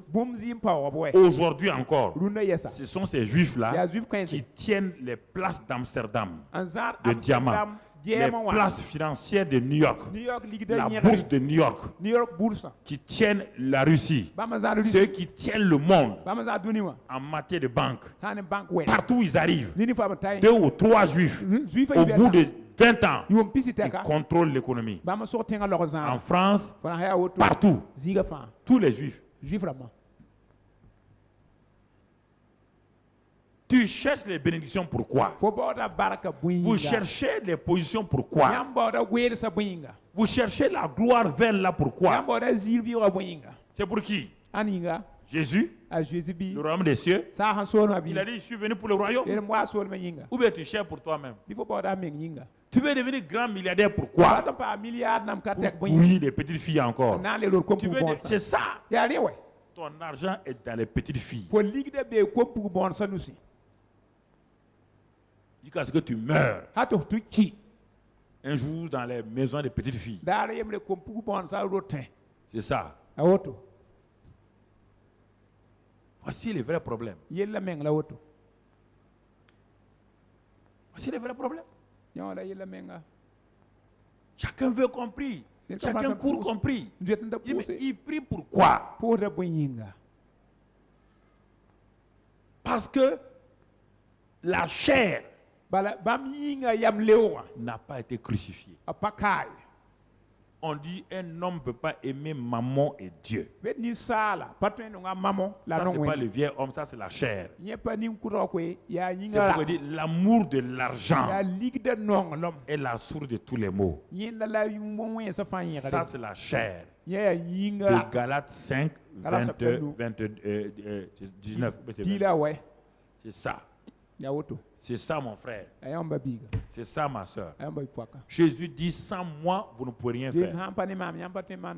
L'homme né de nouveau. Dieu est en lui et avec lui. Il n'y a pas un seul homme qui est né de nouveau ici. Une femme qui est née de nouveau et que la présence de Dieu lui fait défaut. Mais Dieu croise les bras et te regarde chaque jour. Il ne dit rien. Tout ce que tu fais, tu dis, il voit. Mais il ne te dira rien.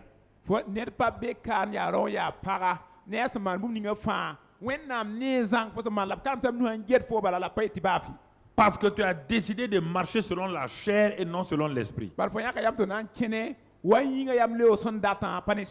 Alors qu'il dit que ceux qui commettent de telles choses n'hériteront pas le royaume des cieux. Galates 5, verset 20, je crois, c'est ça, 20. Voilà. Tu bien le yélé. Tu vas ni sama na bon qu'un panam pam ça son sol manyor. Hériter, ça veut dire quoi? Ils n'auront pas ça comme héritage. Le règne de Dieu, c'est quoi? Ça son sol maya boyan. Tu le connais toi-même, Romains 14, 17. 1 Corinthiens 4, 20. Le règne de Dieu, c'est quoi? C'est la joie, la paix par le Saint-Esprit, c'est l'amour. C'est quoi? C'est la puissance. Dieu dit, si ta vie n'a pas de puissance, si ta vie n'a pas de paix, si ta vie n'a pas de repos, c'est parce que les œuvres de la chair dominent ta vie et empêchent le royaume de se manifester. Car le royaume des cieux est en toi, il est au milieu de vous, il est avec vous. Mais qu'est-ce qui l'empêche de se manifester? C'est les œuvres de ta chair. Les œuvres de la chair, on l'a déjà lu, tu le connais toi-même. Il dit ça empêche. Car l'arbre et sa branche, c'est la vie qui est dans l'arbre là qui va dans la branche. Et c'est la branche qui a été faite pour qu'on connaisse la nature de l'arbre. Est-ce que quand les gens te reconnaissent, ils peuvent dire ça c'est Jésus? Quand les gens veulent connaître un arbre, on ne regarde pas son tronc. On ne creuse pas pour regarder les racines. On lève les yeux, on regarde les branches, ce que les branches portent. Quand ils voient que les branches portent des oranges, on dit que c'est un oranger. Tu es une branche. Mais quand on te regarde, on voit qui? Qui on voit? Ton fruit là, qui on voit? Tu as déjà vu du fruit sur un tronc? Non. C'est sur les branches. Il dit, je suis le cep. Vous êtes les branches. Il dit, si vous demeurez en moi et que je demeure en vous, vous porterez beaucoup de fruits. Car sans moi, vous ne pouvez rien faire. Dans le royaume des cieux, vous ne pouvez rien faire. Vous pouvez faire des choses au hasard. Vous pouvez être le premier footballeur. Vous pouvez avoir la Coupe du Monde. Vous pouvez être le premier entrepreneur du monde entier. Mais Dieu dit dans le royaume des cieux, tu n'es même pas classé. Tu n'es pas parmi les gens classés. Pourquoi? Parce que quand on te regarde, on ne voit pas. Tu ne me montres pas ma nature. C'est la branche qui montre la nature de l'arbre. Ça, tu ne peux pas contester. Quand même, tu le sais. Tu as déjà pris des mangues sur le tronc de l'arbre? C'est les branches. Quand tu lèves les branches, quand tu vois beaucoup d'arbres sans fruits au commencement, tu ne peux pas dire ça c'est manguier, ça c'est oranger. Non, si tu n'as jamais vu ça, tu ne peux pas dire. Mais quand tu vas voir les fruits, c'est ça qu'on appelle oranger. À cause de quoi? De l'orange sur chaque arbre est déterminé par la branche. Et la branche là, l'élément faible là, c'est toi qui montre qui est Dieu. C'est pas quelqu'un. C'est toi. La plus petite branche du manguier porte tellement de mangues que ça veut se casser. Mais le manguier est fier de la branche. Le manguier est fier de la branche. C'est ça que Dieu veut pour nous. C'est ça, mon frère. Le vieux homme est crucifié. Et Dieu dit, positionne-toi pour porter du fruit. Je veux que là où partout où tu vas aller, que le monde voit à travers toi ma vie. Et quand il te regarde, qu'est-ce qu'il voit? On voit Merka. On voit protestant. On ne voit pas Jésus. On ne voit pas Jésus. On dit, ah ouais, tu es un gars du centre, non? On ne dit pas, tu es là, lui là, c'est un halal de Jésus. Non, quand tu vois sa vie même, c'est Jésus. On dirait que lui, il dort avec Dieu. C'est ça. Parce que tu ne peux pas faire autrement. Tu montres la nature de Dieu par ton fruit. À leurs fruits, on les reconnaîtra. On les reconnaîtra. Pas aux branches, pas aux brebis, ni aux racines. Non, à leurs branches. C'est ça le revêtement. L'oranger est revêtu de fruits. Quand les gens voient les fruits là, c'est un arbre fruit, un oranger avec beaucoup de... C'est ça le revêtement. C'est ça mon frère. Quand on voit un manguier, c'est le revêtement comme ça. Si on voit le fruit de l'esprit, on voit la nature de Dieu en toi. Ah, les gens disent, malgré sa faiblesse, malgré sa pauvreté là, il nous montre Dieu. Vraiment, toi là, ton Dieu est authentique. Quand on te regarde, on voit que tu as Dieu. Tu es vrai. Tu es intègre. Vraiment, il n'y a pas de problème. Et puis quand on te fait du mal, tu pardonnes vite. On n'a jamais entendu dans ta maison des bagarres avec ton mari, ni avec ta femme. Pourquoi? Parce que la vie divine passe. Il n'y a pas autre chose, frère. Il n'y a pas autre christianisme. C'est Christ. La croix. Christ. La croix. Christ. La croix. Il n'y a pas autre chose. Tout le reste là, c'est par-dessus tout. Tout le reste. Tout le reste. La guérison. La délivrance. La prospérité. C'est du rien. L'élément principal, c'est Christ et sa croix. Je ne veux savoir parmi vous autre chose que Christ et Christ crucifié. Dit Paul. C'est ça que je veux savoir. Ne me racontez pas que vous avez des problèmes. Ne me dites pas que vous êtes riche. Ne me dites pas que vous avez ceci ou cela. Une seule chose, je veux savoir, je veux entendre, je veux que les gens viennent me dire, cette église-là, c'est l'église de Christ. Parce que quand on y voit, on voit la nature de Christ. On voit le développement de la nature de Christ. C'est cela, mon frère. C'est ça. Il ne faut pas qu'on cherche loin. Ne cherchons pas loin, frère. C'est ce qu'il m'a dit et que je partage avec vous.